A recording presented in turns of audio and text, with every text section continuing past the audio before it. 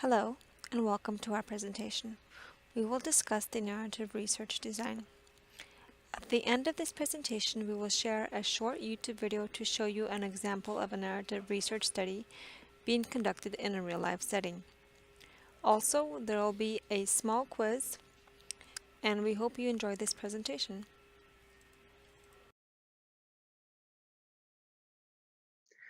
Narrative research describes the lives of individuals by collecting and telling stories about people.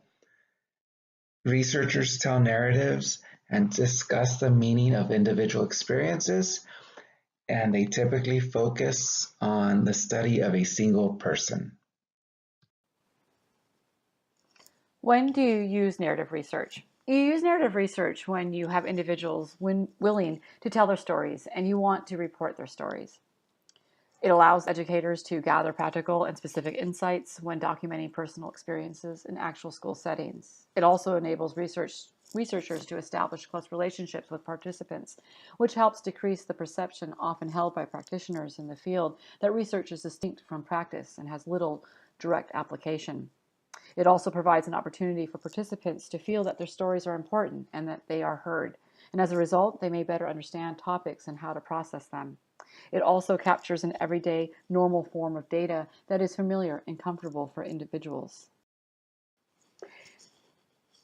You use narrative research when the stories told to you follow a chronology of events. It follows literary form of qualitative research and has strong ties to literature. This also provides a qualitative approach for researchers to write in persuasive literary form. Focuses on the microanalytic picture of individual stories rather than cultural norms such as in ethnography or abstract theories such as in grounded theory. Origins and influences of narrative design. Narrative research has been used since the 1980s. Its philosophical roots were influenced by Dewey's 1938 theory of experience, which is based on principles of continuity of past, present, and future experiences and interactions within situations. A term coined by Reisman in 2008, embraces all human sciences so that this form of research is not the province of any specific field of study. Writers in a variety of disciplines such as literature, history, anthropology, sociology, sociolinguistics, and education all lay claim to narrative research and have developed content-specific procedures. Narrative design and educational research. Educators D. Jean Clendenin and Michael Connolly provide a comprehensive overview of narrative research in education in 1990. They published an article called The Stories of Experience in Narrative Inquiry. It was published in Educational Researcher in 1990. This article cited many social science applications of narrative. It elaborated on process of collecting narrative field notes. It also discussed the writing and structure of narrative study, and it expanded narrative research to include the context of teaching and learning in classrooms. They also published a book called Narrative Inquiry in 2000, and this book discusses, quote, what narrative researchers do, and Clendenin updated these ideas based over 10 years of development of methodology in 2014. Several trends have influenced development of narrative research in education. Researcher Cortazzi in 1993 suggested 3 factors. Number 1, increased emphasis on teacher reflection. Number 2, more emphasis placed on teachers' knowledge, what they know, how they think, how they develop professionally, how they make decisions in the classroom. Number 3, educators seek to bring teachers' voices to the forefront by empowering teachers to discuss their own experiences, and hearing these stories has influenced educational studies using a narrative approach. The American Educational Research Association was recently formed to create an ongoing discussion about narrative research.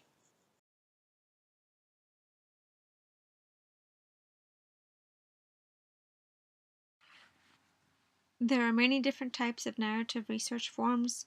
This figure comes straight from the textbook on page 515.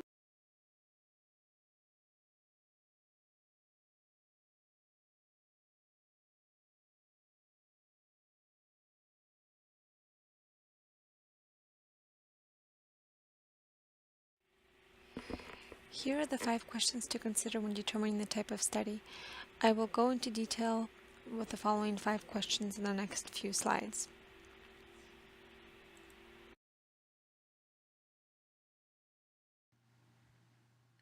Questions to consider in narrative design. Question number 1. Who writes or records the story? There are two different forms. A biography is the type of narrative research.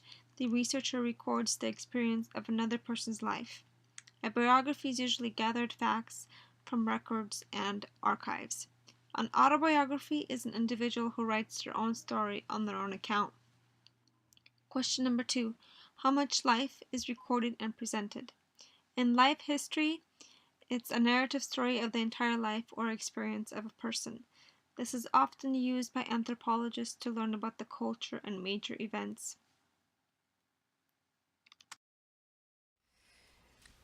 Question number 3.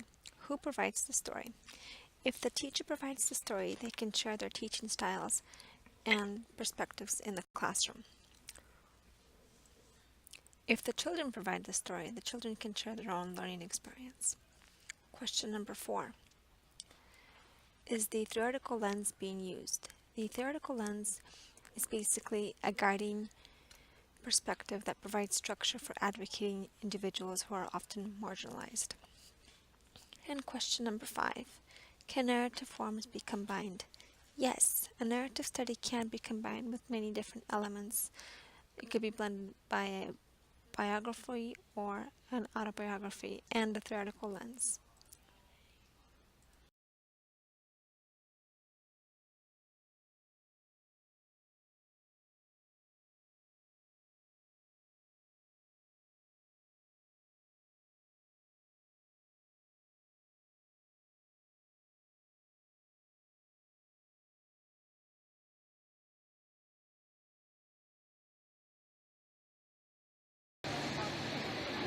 We will now be transitioning into the key characteristics of narrative design.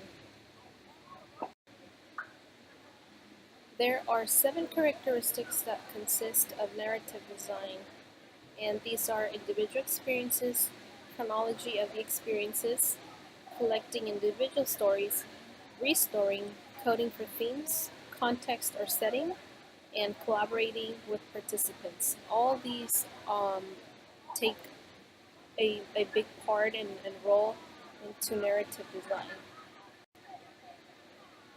So first one is individual experience, which is where the inquirer, the person asking the questions, often studies a single individual, focusing on the experiences of one or more individuals in most cases. It doesn't necessarily have to be one, but in most cases, the inquirers prefer to do multiple individuals. In narrative inquiry, individual experiences can be both personal and social interactions. According to the philosophical thoughts of John Dewey, an individual experience is a central lens for understanding a person. Individual experiences also focuses on understanding individual history or past experiences and how it contributes to present and future experiences. Number 2 is chronology of experiences, which is where the researcher aims to understand the individual's past, present, and future. The researchers analyze and write about an individual's lives and organizes events using time sequence or chronology events depending on the time that it occurred. The third key characteristic of narrative design is collecting individual stories, which is a story is a first-person oral telling or retelling of an individual. Stories often include narrative elements such as conflicts or struggles, characters and protagonists, and other plot elements in which the conflict is resolved. Stories can be collected from several data sources. These are referred to as field texts. Some examples of individual stories include journals, letters, family stories, photographs, memory boxes, collection of items, etc. Some of the key, number 4 is restoring.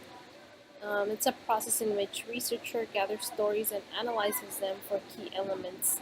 An example of that would be the time, place, the plot, or the scene of the story. Rewrites the story and takes place in chronological sequence, so it's takes place from if it happened in the morning, then the evening, then the afternoon, and then the evening. That's how we would retell the story, just how it happened. There are several ways to restore a narrative, and one of them is transcribing and restoring a transcript, problem solution narrative structure, and three-dimensional space narrative structure. Number 5 is coding for themes, which is a process of coding collecting data of stories into themes or categories. It provides the complexity of story and adds depth to the insight about understanding individuals' experiences. So we code to better understand what is it that they are talking about, right? And so we put this into different categories or themes, as mentioned, to better understand their experience. Number 6 is context or setting, which is the process in which the individual experienced the central phenomenon. So where it took place, where the story took place. Narrative research includes rich detail about setting or context of the participants' experiences. The setting in narrative research is where the story physically occurs. So and that could be at your mom's house, your workplace, your actual home, your school organization, etc. Any physical place. Number 7 is collaborating with participants. And collaboration happens between the researchers and the participants in the study. Collaboration may include in numerous steps the research process, including from formulating the central phenomenon to deciding which types of field text will yield helpful information, to writing the final restorative rendition of individual experiences, to name a few steps. It is also essential to negotiate relationship between the researcher and the participant to lessen the potential gap between the narrative told and the narrative reported. So we want to ensure that we are telling the story just as the participants shared it with us. Steps in conducting a narrative study. So in the next few slides, we'll be talking about the steps in conducting a narrative study. And this slide is a nice chart that the authors provide on page 525. And it just kind of shows you visually all the steps that relate to a narrative study. Okay, step one. Step one is to identify a phenomenon to explore that addresses an educational problem. From there, they identify an issue or concern within that phenomenon. So researchers seek to understand personal or social experiences of an individual or individuals in an educational setting. Step two, they deliberately select an individual from whom they can learn more about the phenomenon. They can select a participant who's typical or is critical to the study because he or she has experienced a specific issue or situation related to the phenomenon. They may also study several individuals in a project, as each participant's story may conflict with or reinforce others. Okay, step three is to collect the story from the individual or the participant.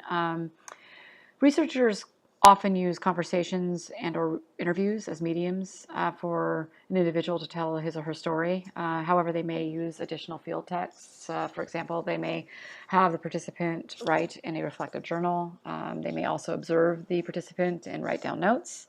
They may collect letters sent by the individual. They can also gather stories from friends and family. They can also collect documents such as memos and official correspondence. They may obtain photographs, memory boxes, and other artifacts. They may also record information about the individual's life experiences, such as their experiences with dance, theater, music, art, and literature. Step 4. Restory or retell the individual's story. The reader will better understand the story by the participant if you sequence the narrative in a logical order. Story elements include time, place, plot, and scene, characters, actions, problems, and resolutions. Step 5. Collaborate with the participant, storyteller. Collaboration can assume several forms. negotiating entry into the site and the participant, working closely with the participant to obtain field text to capture the experience, writing and telling the individual's story in the researcher's words. Step 6. Write a story about the participant's story. Present the story of the individual's experience, highlight specific themes that emerged during the story, incorporate the literature and research studies about the problem into the final section of the study. Step 7. Validate the accuracy of the report. Several validation practices, member checking, triangulation among the data sources, and searching for disconfirming evidence.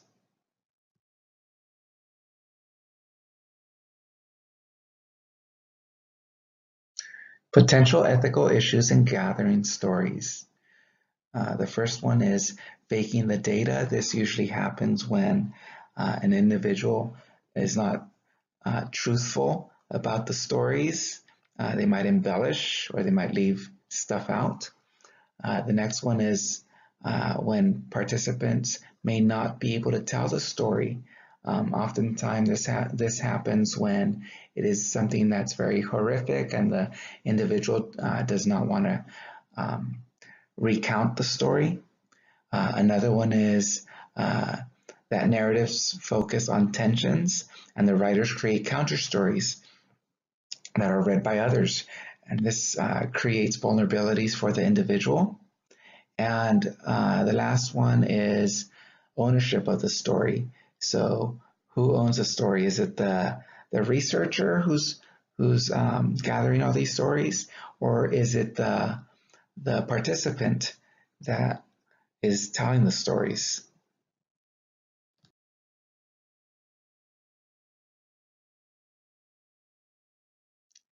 Evaluating a narrative story. This focuses on one or two individuals. They report the life experiences through the individual stories. Readers are given a vivid picture of an individual's life experiences. The individual stories and events are woven together to possibly develop chronology. Stories are often told in chronology, not necessarily in chronological order. Key events are also embedded in the story. The final report accurately describes the story's context, setting, and people. Broader contexts such as home, friends, work, activities, and interests are also described. Information is gathered through interviews, observations, and documents. Themes are identified from the story and may be organized chronologically. They are presented to illustrate milestone events in the individual's life. Researchers closely collaborate with participants. Participants are invited to look over the data being collected and may involve the participant shaping the final story to be told in the narrative. Okay, so for the next few slides, I'm going to give you a brief overview of a narrative inquiry study that we located on the internet. It's called A Narrative Inquiry of Teachers' Perceptions Regarding the Professional Development Experiences. It was published in 2007 by researcher Teresa Nugent for Western Michigan University. A link to the study is provided on the slide. This particular study is an excellent example of narrative research design, as it employs many of the steps and characteristics that we discussed previously in this presentation. Okay, so basically the purpose of this narrative inquiry was to explore teachers' perceptions of their experiences for professional development. The researcher felt that teachers' voices were essential to understanding possible connections between teacher learning via professional development experiences and improved student outcomes. The researcher also incorporated 4 questions that guided the study. We've provided those questions here. You can read through them to kind of give you context for the type of narrative research that was conducted. Okay, so the participants of this study comprised of 8 first and second grade public school teachers in a small district, and each teacher was recommended by his or her school principal. The teachers needed to possess 3 qualifications in order to participate. First, they needed to possess 5 years of teaching experience. Second, they needed to demonstrate a passion for teaching and an eagerness to participate in professional development opportunities. And number 3, they need to be willing to apply new skills and knowledge in the classroom. The research design of this particular study mirrors the steps and characteristics that we've discussed previously. The researcher conducted initial face-to-face interviews and had participants keep reflective journals. The researcher also asked open-ended exploratory questions. Also employed a follow-up meeting with each individual to check accuracy of notes and transcripts of participants' responses. And also, the researcher mentioned that they emailed narrative stories to participants to discuss corrections, clarifications, and elaborations. So after reading the study, we discussed the strengths and limitations. And for the strengths, we found that the narrative inquiry process provided detailed information about each teacher's perception of professional development experiences and connections, if any, to student outcomes. In the study, the researcher provided a retelling of each individual story, and we found out that shed light on each participant's experience with district professional development. They discussed the barriers they encountered, their application of new knowledge, their role in a learning culture, the impact of professional development within their profession and classroom, and also each teacher's preference for professional development opportunities. We also found that a combination of the teacher's thoughts and feelings, also the direct quotes provided helpful insight into how each teacher perceived the profession and professional development experience. For the limitations, we found that it was a single study with a small population, which cannot be generalized to a larger population. And we also felt that the teachers who were interviewed shared their eagerness to participate in professional development opportunities. We were wondering if they should have also included perspectives of teachers who are more hesitant or reluctant to participate in professional development at their school site.